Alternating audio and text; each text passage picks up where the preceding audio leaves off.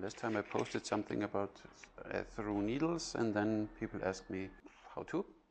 I'm not an expert in that, but I can show you what I did. First of all, I bought some needles. Oops, they're a little longer than the usual small needles, so they have different length here, as you see.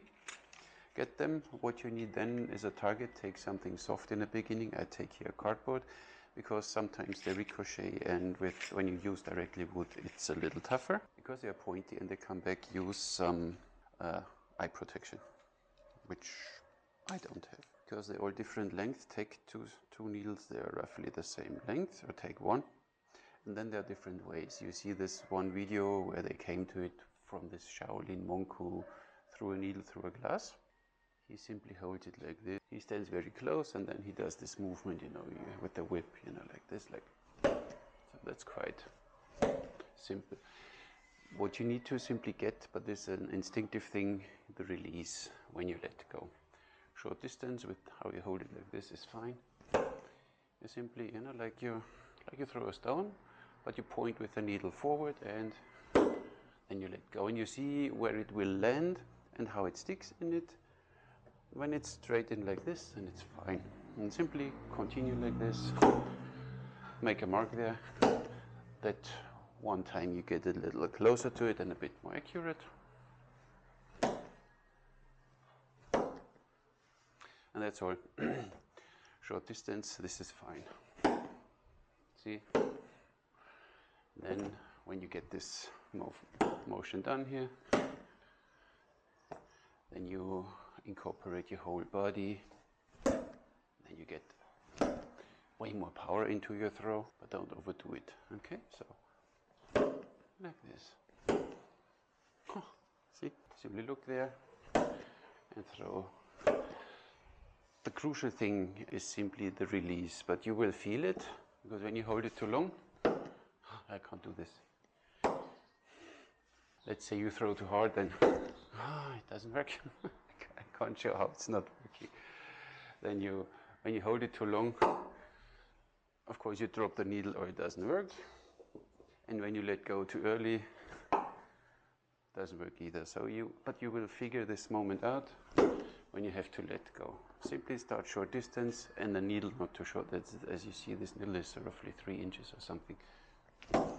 Then you can get there very powerful, and then you see this release was okay. This release was a little too late. That's why it went down there already. Like this. And this is what you practice for whatever. And then you can do funny things, both-handed, you know, like.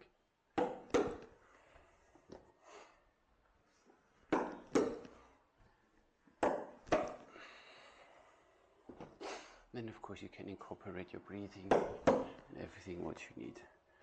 It's really fun because you don't need a lot of space. It's not so dangerous. It's not too loud when you throw at cardboard. It's not that loud, so you can really do it at home when you have a bad weather. So then you can start changing. Throw from upper hand or from the side, like up, side, maybe even from underneath. Didn't try that. Yep, underneath. Simply hold the needle and throw it. So that's this, short distance, no spin, instinctive throwing. But I have a few longer needles too, and they're quite nice. And of course you can throw them now in the same way. You hold them like this and you simply stick them in there. A little easier with a little longer needles. They are 4 inches or something, or maybe 5. Let's see, this is 6 inches, 5 inches. See? Short distance, easy. Longer distance with this grip. So if you want to throw them like this, longer distance, it's getting tough. Because then, or at least for me, then I don't have the feeling for the right moment of release anymore. Then it's me. I prefer then to hold it with the index finger roughly in the middle of the needle, and hold it like you would hold a throwing knife. And in this way, like this, see? Then you have still power in your throw and control. this feels for me way more controllable than if I would throw it like we did before. I have no feeling for it anymore. So longer distance, like you would do with no spin blades. Then you simply, really again, the only crucial thing is the release. So when you stand closer, easy, easy. Was a little wibbly, like this, with the finger there. And always make sure you hold it nice and proper and in the same way. Then you step a little further back and do the same again. It's not good, see? Was released in the wrong time. That was a good one. Always make sure you hold it proper. And it works. Step a little further back.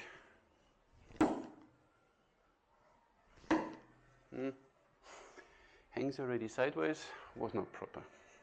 Again, same distance. Like so. And then of course you can throw now again direction you want. Once you manage that they stick straight, you step a little further back. Oops. Bit high, but still. You get the point. You step a little further back. And you step further back.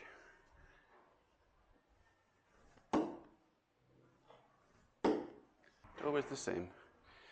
Make sure you have always the same grip. And when you throw, of course you need to let go now earlier that the needle can spin and land there. Oh, that was a little too early. I was way too early. See? Once you start making these mistakes, go again a step closer where you still got it. Not like this, see? See, go back, where you still had it, like so, and like so, good. And then you step again further back.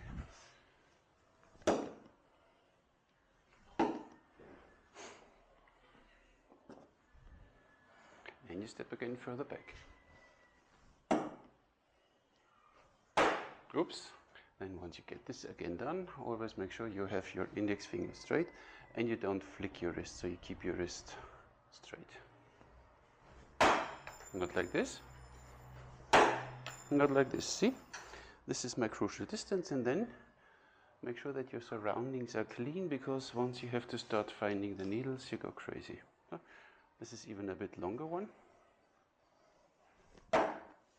Oh, was bad technical there. So this is right now my 3 meter, 3.50 is my crucial distance for these needles. So longer takes more.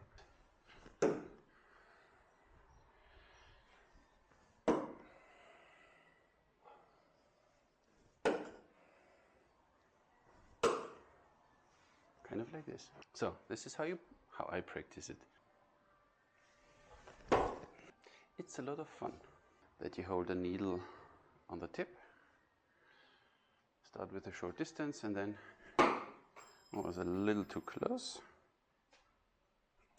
like this, and then you can throw half spin, but I'm not a spin thrower, but still works. Half spin. Of course, then it's crucial when they're all different lengths. It's tough to get them all from the same distance, because you need to change then either your rotation speed or the distance. But it's fun too. I mean, throwing things is always fun. One more time, half spin. Like this, and you need to speed up the rotation, then it works. But even this, when you do it for a while, you get a feeling for it. Throwing half spin instinctive. It takes a while, so you hold then the needle as you held it before, with the index finger pointing out, but the pointy part is inside, so be careful that you don't poke yourself. And then you can go longer distance and throw half spin. Works too. See? Half spin throw.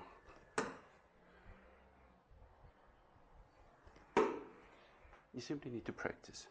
So now, of course, I hear you say, how's about feed-in style, or you know this wave technique where you stand like this. Feed-in style where you have this movement, you know, and then with the wave with the elbow. works too. Start short distance, stand a little sideways of your target, not directly in front. Then you simply have the needle swiveling between these two fingers, and the index is giving it the push. This is a very powerful one, but for me it works only on very short distance, because I have no idea how to. I released it already too late. So this is interesting, and you do this. You don't see me. You don't see me. You do this movement, but you see on YouTube TomTom has a lot of nice videos about this. But with a needle it's fun, accurate and fun. But from your short distance, if I go further away, but it's a matter of practice. See, once you focus what you do, then even longer distance will work. But the difficult part with needles is this release a microsecond earlier or later. It's tough to get accurate, but with this way it's easier. Okay, he said so, it missed. See, when you throw sideways, you let go a little too early, goes to the right. You let go a little too late, again too early, and it would go to the left. So this is simply a matter of constant practice, and you always get good in what you practice, but proper practice makes perfect, not practice at all. And then it's fun.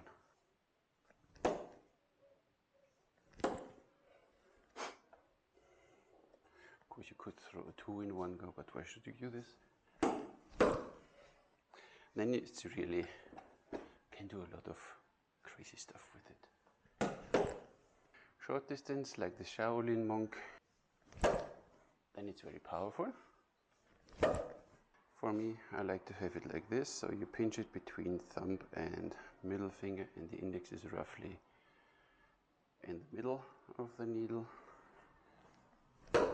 Gives me way more control, and still a nice push, but don't flick the wrist then. Keep the wrist straight, steady. Look, the wrist. Wrist is straight, doesn't flick. And then this works quite nice. You can do small movements only, or you engage your whole body. See? And once you start forcing it, it doesn't work anymore.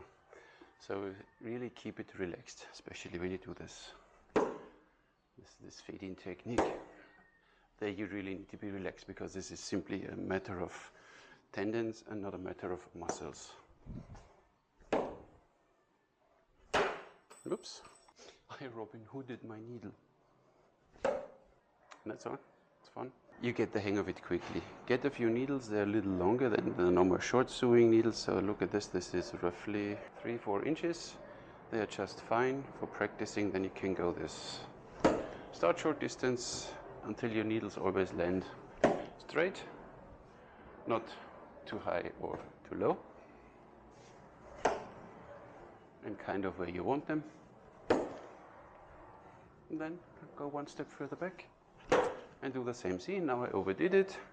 The needle bounced like this, but still got stuck. If I would throw in wood, it would come already back. So cardboard, nice for beginners training.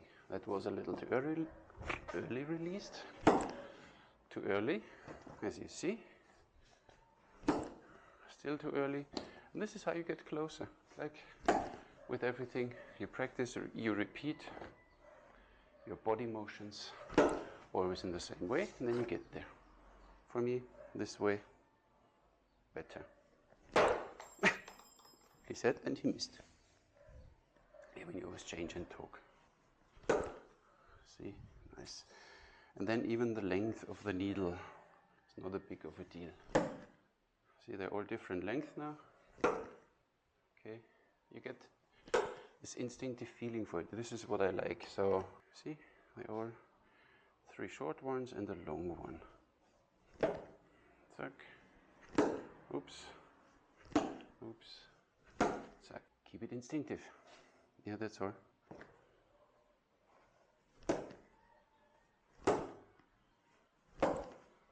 Only don't overdo it with your shoulder and your elbow, because this is like dry firing, because you have no weight in your hand. It's like throwing an empty punch and you don't hit something.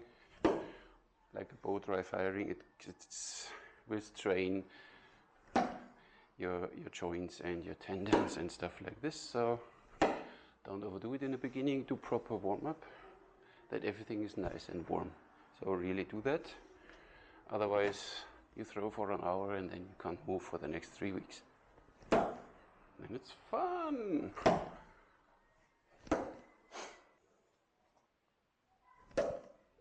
And focus on move your whole body. Most of you will have a few needles, and if not, package of these needles was €3. So for this cheap money, you can have a lot of fun. Cardboard target you have for free, a few needles for €2-3, and go with it and practice short distance and then go further away. The only thing is, when you throw fade-in style, wrist movement, and when you throw normal no spin and you have the finger there, no wrist movement, wrist stays straight. But you get there easily, as you see. Thank you for watching. Catch you in the next one.